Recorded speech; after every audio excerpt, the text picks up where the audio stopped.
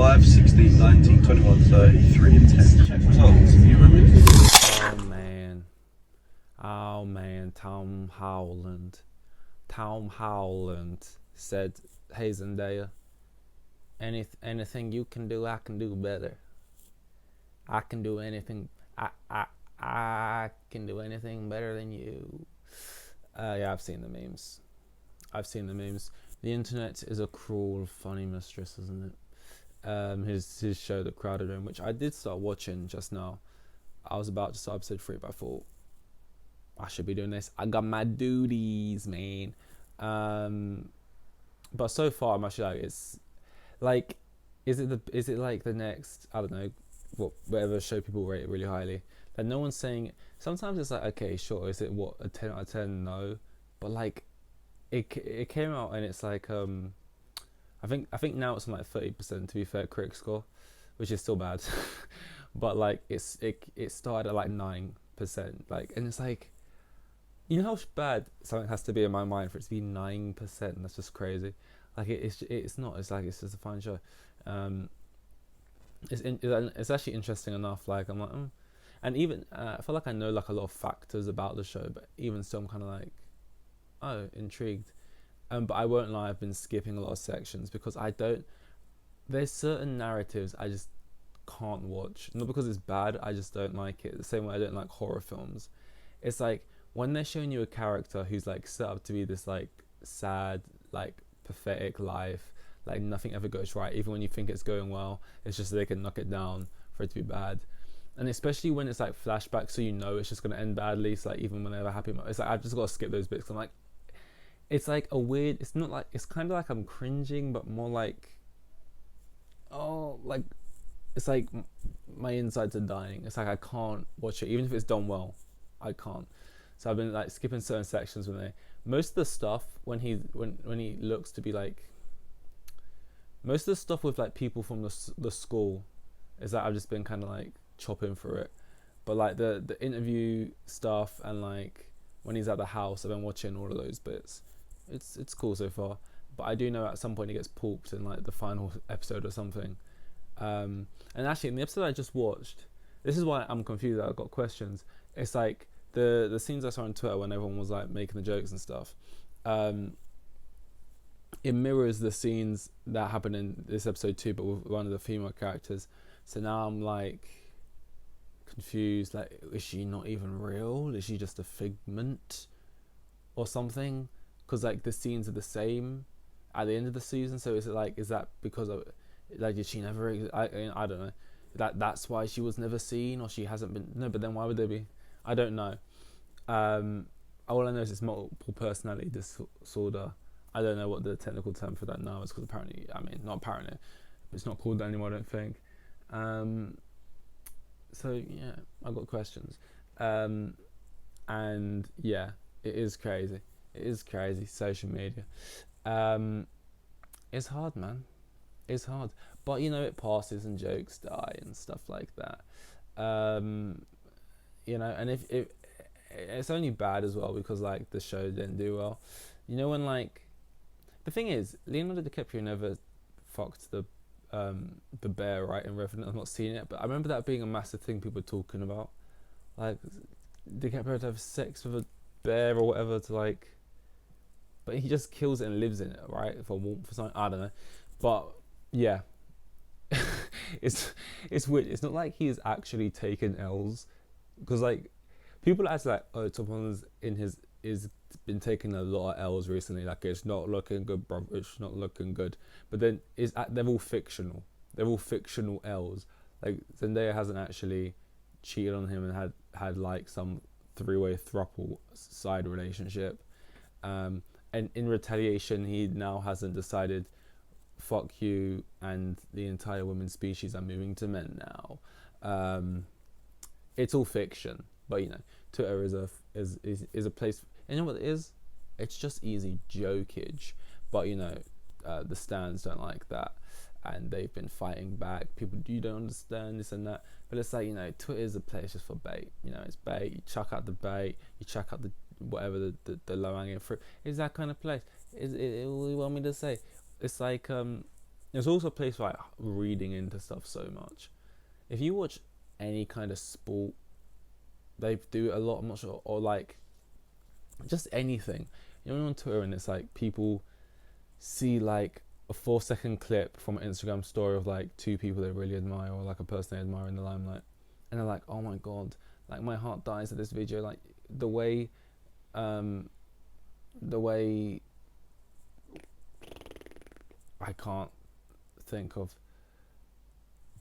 the way Tom Holland looks at Timothy Chalamet in this moment. You can just tell that like, oh my god, he needed that so much in that moment, and this was like he was longing for this, and this was like the comfort. And it's just like all these body language experts that are just like watching 4 second clips and then creating their own like headcanon fan fictions and typing out for their, I don't know, it's like whatever reason that's for. Oh man, I'm tired. I am. Actually, I don't even need to be using this right now. The mic's literally in my bag. I'm an idiot. It literally gets delivered today. I literally could be using this right now. I'm doing this dog shit. I don't even have to be. I'm actually a fool. I'm just gonna say this right now. If anyone's unlucky enough to be on 203, which is what today is, of pod a day, click off now. Come back tomorrow, because you've lucked out.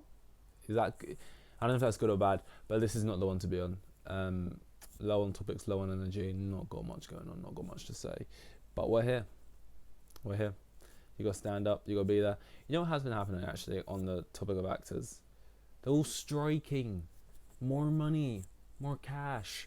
And like, it's one of these things, you watch them do it, you watch them give these speeches, and they always preface, I'm not just saying this for me, I'm saying this for all of the actors under me. Because and where I was 20 years ago, because there's so many actors who, you know, are really getting screwed over and stuff because they don't want to sound out of touch. If you just campaigning like, you know, I deserve this and I haven't really received this and I really should be, you kind of just sound like, well, it can be taken in a bad way. So you got to always preface it with the, you know, but all the other actors that, you know, down at the bottom are just starting out still. I don't disagree personally. I don't think that, but I watch some of the interviews and I'm like, I can already tell the argument some people will make, which is like, if you're complaining about a big billionaire company being like, share out the wealth, give us more, we deserve more, whatever, this and that, pay the people who are making you rich and this other stuff, you're going to get the people saying, you already make loads of great money for what is just acting, you know, why you're out here, you know, there's literal teachers on you know, 29 grand a year who are doing way more for society than what you do. You know, everyone's always going to have that narrative about stuff, but hey, look, it's just the way the world works. It generates a lot of interest, it generates the most income, therefore the people working in it get a lot of money. It's like football and stuff, and people get annoyed about that. It's just the way it goes. And they've got a unique talent that everyone can do it, they're doing it, whatever, you know. And a lot of these people probably put that money back into good causes anyway, like charities and shit, so it's all fine. Well, it's not all fine, but you know, it's just stop being bitter. I'm all here for it. I don't mind strikes. The only time strikes bother me is when it directly impacts me and I'm just being selfish about it, aka when people on the trains are striking all the time. That's annoying, or like, because it's always the trains you need, and it's like, what you're striking for? Especially because trains are the type of thing we could just automate that shit. But the train strikes are actually kind of more annoying, because I feel like, I don't know why train people strike. Like bus strikes, you're like, yeah, I can imagine they don't get paid enough. I'm pretty sure like being a train operative, you get decent money for, you know, compared to like buses. I think it's like, it's alright, you know, compared to like all the other kind of jobs in, you know, out there in the world. And it don't seem like the hardest job. Like, and it's hard to say that, because, you know, you're going to get someone in that job saying it's actually very hard. You know, all jobs are hard. You know, no one, you know, even if your job is just like sitting down, like, and like a librarian, or like something that feels easy. If you do it for long enough, you know, you're all of a sudden it's like, oh, I've got to get up every day to go into this place and sit down and do these books, and it just drains my head, and it's just like looking at the same thing every day, and then you get to get a headache, and it's just like, you know, the monotonous and this and that. And it's like everything's hard if you do it. If you hate it, it's hard. I just mean in the sense that you sit there and you go back and forth on the track. I would hate to do it, I can tell you that.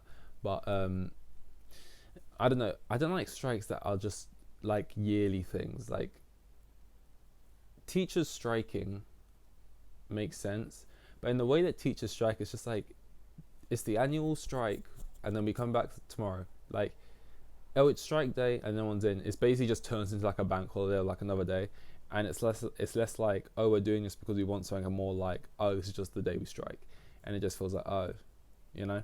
Whereas this whole actors thing is kind of like people actually stepping back, being like, yo, we don't make enough. It's kind of ridiculous considering we're literally writing the stuff, because it's kind of weird to say who's doing the most for the show, like who's the most important role in it. Obviously the actors are the ones delivering the performances of the front man, but then the writers are delivering all of the stuff they're going to say, all the iconic lines, all of like the because I know there's like quotes from famous people out there saying even if you're in a bad thing, you can still be good in a bad thing or whatever and stuff. But like, I don't know, man. Like, if you've got really bad dialogue, we've seen it. The best actors of the generation look dog shit. If they do like a big film to get the bag and like the script is crap, like they look crap sometimes, you know. So, and this is like actual, like they're actually processing. It's just like, we're going to do this for a week and then we're going to go back. Like, they're basically saying, no, we're doing this indefinitely. It's just cool. Again, if I'm being selfish, obviously, I want my films, man. I want my films, and I want them now, and all my films are getting delayed, man. You know, but power to the people, you know. And to be honest, I don't know if there is really anything on the horizon I was even looking forward to. I think there really was. Like, the Marvel stuff, I don't think it was anything I really need to see that badly. I think the films I was most excited for are already coming out, like Dune and that. Oh my god, I got this. I got this air freshener. I needed it for the boat, and it's just been sitting in my room. I keep forgetting to take it, and like, it makes like a little noise because it automates squeezes like every 10, 15, 20 minutes. And it's been sitting there for like 4 days. Firstly, for the first like 2 days, this squeaking noise, I'm like, it's like a cat dying kind of sound. But it's happened, but I know it's happening like in my head after it's happened like 6 times. I'm thinking, okay, this has happened incrementally at some point. So it's not like a living creature, because it's just going like a, and then 15 minutes later. So it's like, I couldn't figure out what it was, and I was like, oh, it's this thing. Just then it jump scared me, and it's been there for like 4 days. Like, every time it happens, whatever I'm doing, I look up like, what's that? Like, why is it not silent? These are the type of thing. It's 2023, man. I just feel like it should be silent. You know? Is it that hard? I don't know. Make air fresheners silent. Are they freshening the air, or are they just sort of masking it? You know, is that? We're done here. 203. It's a great number. Well on our way to the 300s. See you in 20. I bet it's not even 203 today. I've just guessed that wrong, but see you in whatever's after 200 and something. Here with the kids, and I had like 3 kids, and the geezer was probably on like maximum 20 bags a year. Like the most boring bloke you'll ever meet, like a hero.